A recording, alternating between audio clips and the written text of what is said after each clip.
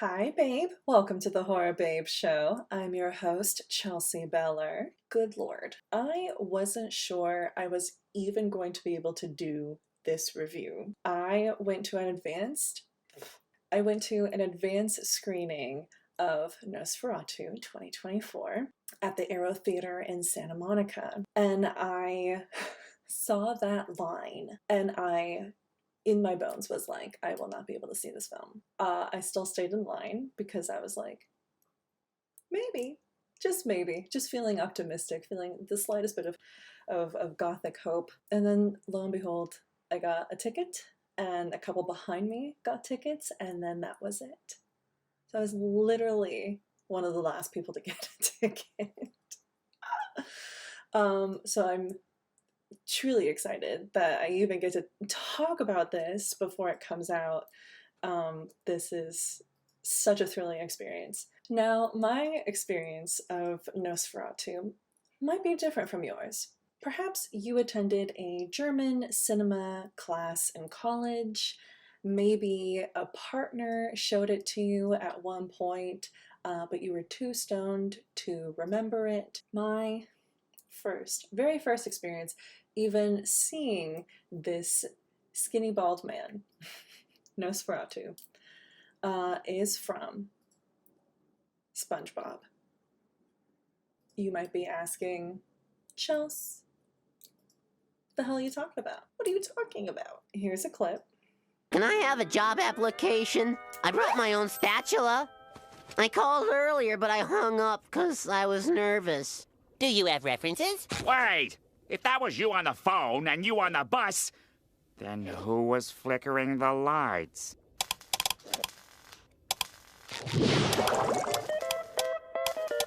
Nosferatu! I even thought that SpongeBob was saying no to this creepy little black and white creature, Sferatu, because he was being a little hellion, switching that light on and off like that. You're racking up the electricity bill, man. If you remember this episode of SpongeBob, please let me know in the comments below, because I truly feel like I'm the only one who remembers that. Creeping right along, let's review Nosferatu.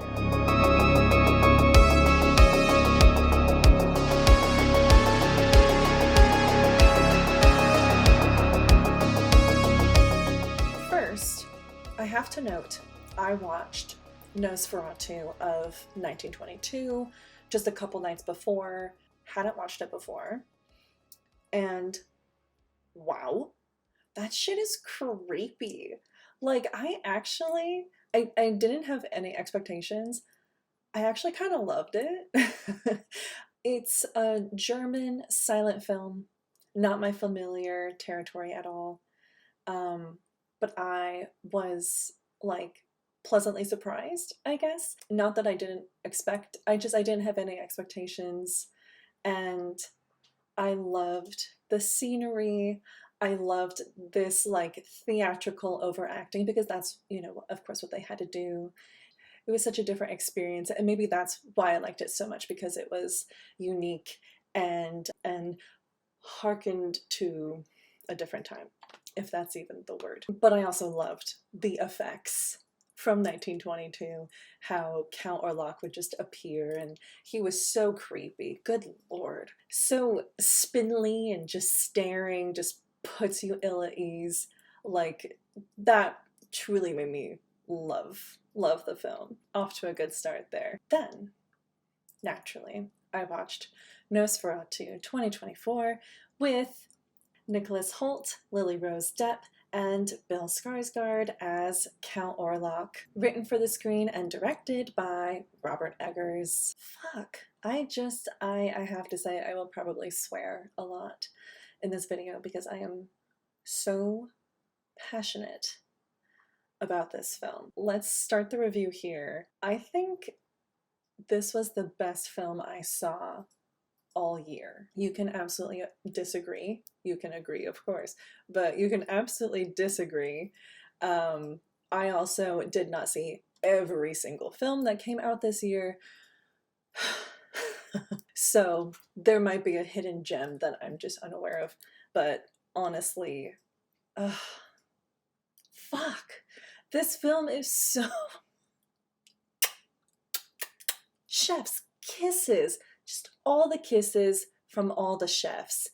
Like, God. The writing. Let's talk about the writing.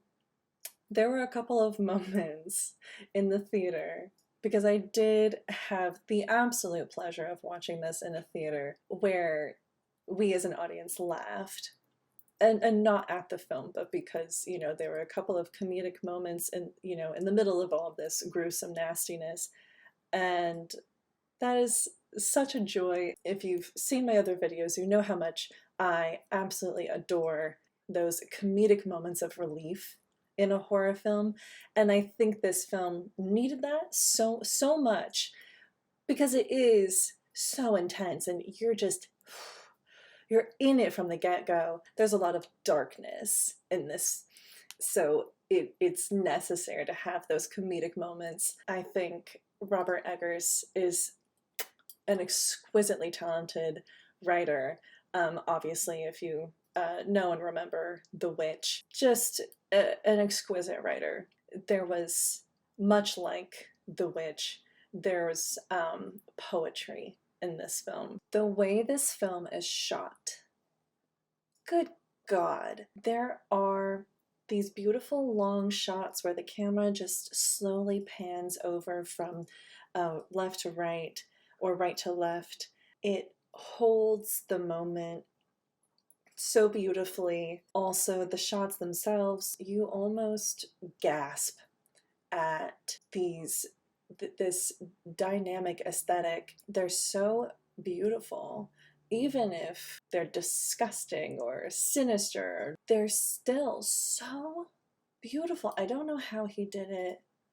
I think also it was the coloring of the film that was so unique to it, because it's certainly not, you know, Technicolor, because that wouldn't be the vibe. But it's not black and white either, and you notice that there's almost like this coldness that you feel, and then as the night goes on, the color kind of goes away. It becomes almost desaturated, and I couldn't speak more about it. It's just absolutely stunning. Obviously not all that surprising for a Robert Eggers film. I think everything he does is beautiful. The performances, oh fuck. Let's start with the main attraction. Bill Skarsgård as Count Orlok. I didn't even recognize him even once. Not even once. I'm staring at this creature going, are we sure that's Bill? Did anyone check? And his voice? My God, how he made his voice so raspy and gravelly and rolling his R's and as deep as a trench in the ocean. My God, I hope you have some tea with honey, man, because good Lord, it was absolutely insane. If I went into it not knowing it was Bill, you could not convince me it was. Lily Rose Depp gives a phenomenal performance. Sometimes I question whether an actor's child is going to take the craft as seriously as the actor themselves, and I don't have to question that with her. She absolutely takes this craft ever so seriously, just even if not more seriously than her father. There is a scene where I started grinning, and I should not have been, because it is not a scene to grin at, but I started grinning because I then started wondering if I was a fly on the wall when recording that scene, and I just thought, my God, she should be so goddamn proud of herself. She's absolutely so convincing.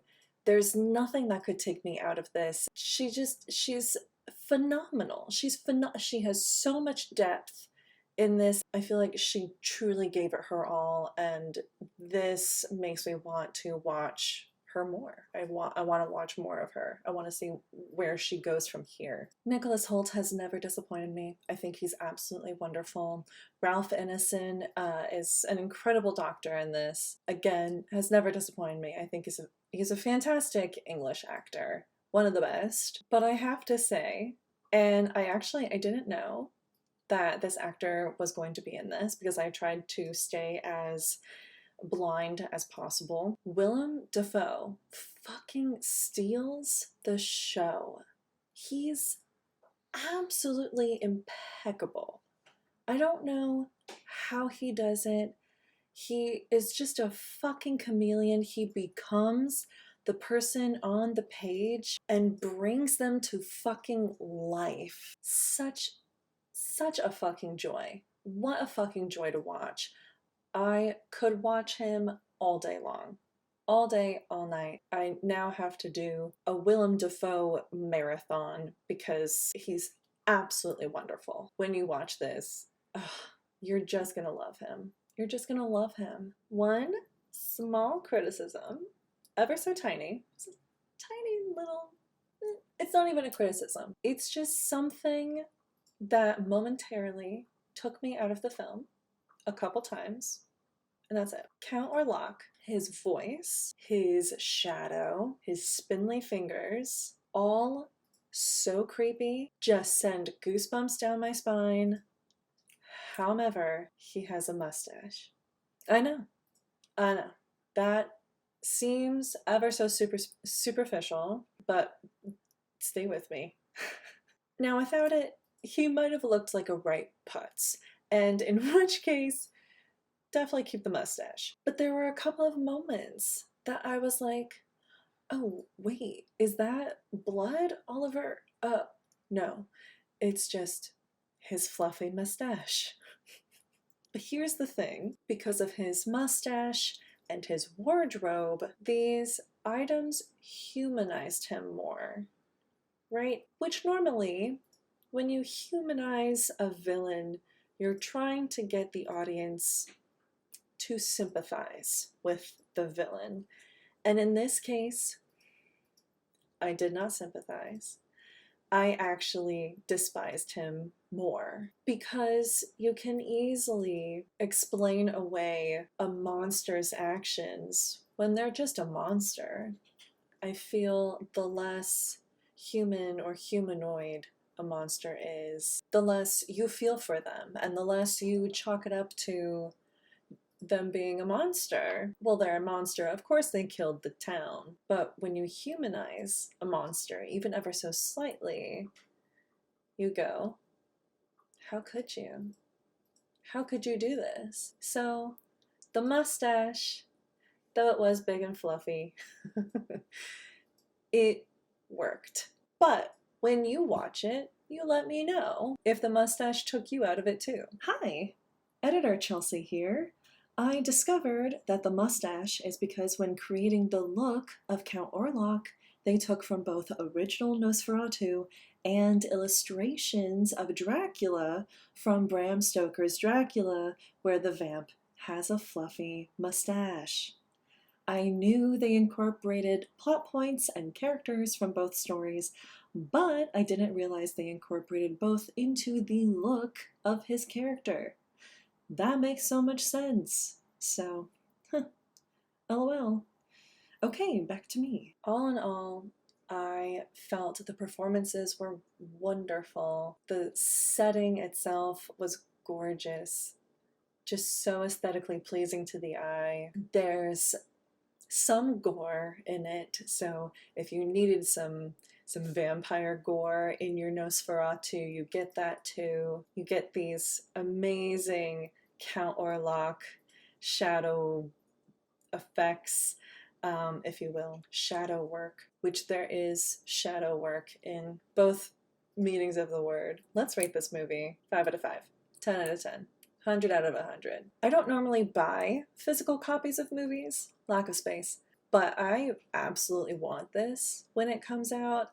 I want to go to the theater when it officially comes out December 25th. I want to take all of my friends, even if they don't want to. We're gonna go watch it. This fucking film is so fucking good. It is an absolute exquisite piece of art. Please go watch it December 25th. Now, before I go tear off a rat's head with my teeth, here's a spooky reminder that I have a Patreon.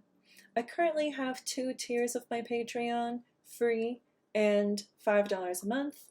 If you don't feel the need to do that at the moment, that's totally fine. Or if you'd like to support the show, but you only have enough for, let's say, a coffee, you can buy me a coffee. I super duper appreciate it, and I will shout you out in the next episode. Well, that's it from me. Thanks for watching. Please don't forget to like, comment, follow, and subscribe. Follow me on Instagram and the Letterboxd to see what I'm watching and what I'm rating. Bye, babe.